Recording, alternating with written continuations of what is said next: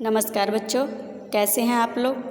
बच्चों मैं आज आप लोग को श्रवण कुमार का खंड काव्य पढ़ाने जा रही हूँ, जिसमें से पहले ही मैं आप लोग को याद दिला दूँ कि फर्स्ट ईयर में मैं आपको पढ़ा चुकी हूँ, सेकेंड ईयर क्लास में आपको दोबारा रिवाइज करा रही हूँ। श्रवण कुमार खंड काव्य में कहा गया है कि श्रवण कुमार डॉक्टर शिव बालक शुक्ल द्वारा लिखित एक पौराणिक, प्रेरणादायक एवं भाव प्रधान खंड काव्य है, जिसकी कथा वस्तु की पृष्ठभूमि वाल्मीकि रामायण से बीज रूप में ली गई है और कवि ने अपनी कलात्मक काव्य प्रतिभा से उसे युगानुरूप परिवेश में पुनरुद्भासित करने का प्रयास किया है। इस खंड काव्य की कथा मंगलाचरण को छोड़कर अयोध्या, आश्रम, आखेट, श्रवण, दशरथ, संदेश, अभिशाप, निर्वाण और उपसंहार 9 सर्गों में विभक्त है। मंगलाचरण में कवि सरस्वती और गणेश की वंदना करके खंड काव्य का प्रारंभ करते हैं। श्रवण कुमार का प्रथम सर्ग में है अयोध्या। अयोध्या खंड काव्य के प्रथम सर्ग में अयोध्या की स्थापना, नामकरण, राजकुल वैभव तथा उसकी उपलब्धियों का विवरण देकर तथा कथा की पृष्ठभूमि तैयार की गई है। तत्कालीन वातावरण के चित्रण में कवि ने अपनी युग बोध की जागरूकता को भी स्थान स्थान पर परिलक्षित कराने का प्रयास किया है। स्वरवेदी कुमार दशरथ पावसी सौंदर्य और सरसतापूर्ण वातावरण में राजसी वृत्ति के अनुसार सरयू वन में मृगया के लिए योजना बनाते हैं। द्वितीय सर्ग है आश्रम। आश्रम में जो है खंड काव्य के दूसरे सर्ग में सरयू नदी से थोड़ी दूर पर एक आश्रम रहता है, जहाँ बहुत सुंदर मनोहर चित्रण रहता है उसका। श्रवण कुमार के अंधे माता पिता एक साथ शांतिपूर्वक रहते हैं सुख से, और उस वन के चारों तरफ जो जंगली पशु पक्षी हैं सब शांतिपूर्वक एक दूसरे से मिलजुल कर रहते हैं। हिरण और शेर भी एक साथ ही बैठते और उठते हैं। तृतीय सर्ग है आखेट। तृतीय सर्ग में आखेट में है कि राजा दशरथ जो है एक बार कहते हैं गोधूली बेला में भोजन करने के बाद आराम कर रहे थे। आराम करते समय उनके मन में विचार हुआ कि वह आखेट खेले। उन्होंने अपने सारथी को बुलाया कि हम सुबह ही उठकर आखेट खेलने चलेंगे। उसके बाद राजा दशरथ जब सोते हैं तो स्वप्न में वह देखते हैं कि हिरण का बच्चा उनके बाढ़ के द्वारा मर जाता है और हिरनी वहीं पर खड़ी होकर आंसू बहा रही है। उसके बाद तत्काल ही राजा दशरथ उनकी निद्रा टूट जाती है और वे उठते हैं और अपने सारथी के साथ जंगल में चले जाते हैं और छिपकर जंगली पशु पक्षियों का इंतजार करने लगते हैं। चतुर्थ सर्ग है श्रवण चतुर्थ सर्ग में है कि श्रवण कुमार के माता पिता को प्यास लगती है। श्रवण कुमार जो है वह अपना घड़ा लेकर नदी के किनारे जाते हैं और नदी में से जल भरने लगते हैं। जैसे ही राजा श्रवण कुमार नदी में से जल भरते हैं वैसे ही घड़घड़ की आवाज़ आने लगती है। राजा दशरथ को लगता है कि कोई जंगली पशु पक्षी नदी के किनारे जाकर पानी पी रहा है और वे अपना शब्दवेदी बाण चला देते हैं। शब्दवेदी बाण जो है राजा दशरथ का चलते ही वह जाकर श्रवण कुमार को लग जाता है और श्रवण कुमार चित्कार करके नदी के किनारे गिर जाते हैं।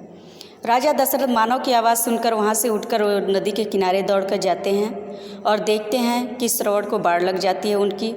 वह उनसे पूछते हैं कि तुम कौन हो। तो श्रवण कुमार बताते हैं कि मेरा नाम श्रवण है, मेरे अंधे माता पिता हैं, उनको ले जाकर पानी पिला दीजिए और मुझे बाढ़ लग गई है, मैं अब मरने वाला हूँ, यह उनको समाचार दे दीजिए। पंचम सर्ग दशरथ। पंचम सर्ग में राजा दशरथ जो है श्रवण कुमार के पास अपने मंत्री को छोड़ करके घड़े का पानी ले जा करके उनके माता पिता के पास आश्रम में पहुंचते हैं। उनके माता पिता कदमों की आहट सुनते हैं तो उन्हें लगता है श्रवण आ गया। वे बोलते हैं, श्रवण बेटा तुमने बहुत समय लगा दिया आने में। राजा दशरथ बोलते हैं, मैं आपका पुत्र नहीं, श्रवण कुमार नहीं हूँ। तो उनके माता पिता कहते हैं, अगर आप श्रवण नहीं हो तो कौन हो, तुम्हारी आवाज़ ऐसी है, तुम कौन हो। राजा दशरथ कहते हैं, मैं अयोध्या का राजा दशरथ हूँ, तुम्हारे पुत्र जो है वह मेरे बाणों के द्वारा मारे गए हैं, यह जल आप पी लीजिए। उसके बाद है संदेश। छठा सर्ग है संदेश में जब राजा दशरथ यह सुनाते हैं कि तुम्हारा पुत्र मेरे बाणों के द्वारा मारा गया है, आप जल पी लीजिए, तो राजा दशरथ की बात सुन करके उनके अंधे माता पिता विलाप करने लगते हैं और कहते हैं, तुमने इतना बड़ा राजन पाप करके और मुझसे कह रहे हो जल पी लो, हम यह जल नहीं पी सकते।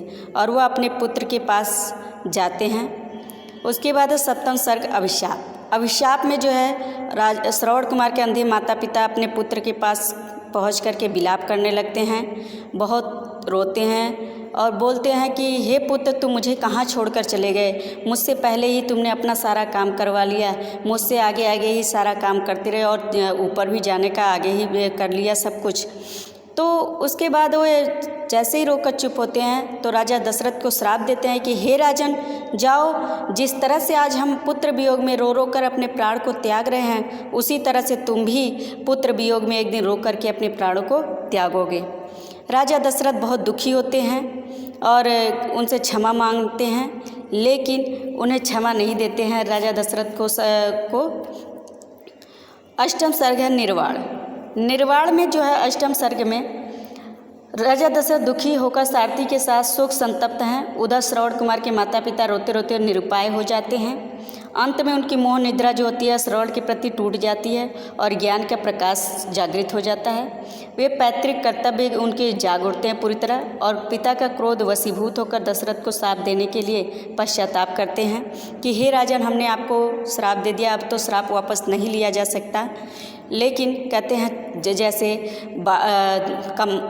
धनुष से निकली बाढ़ और जुबान से निकली बात वापस नहीं आ सकती, इसी तरह से मैं तुम्हारे इस अपने श्राप को तो वापस नहीं ले सकता, लेकिन हाँ, जाओ राजन, तुम कहे क्षमा जरूर कर दे रहे हैं। उसके बाद है नवम सर्ग उपसंहार।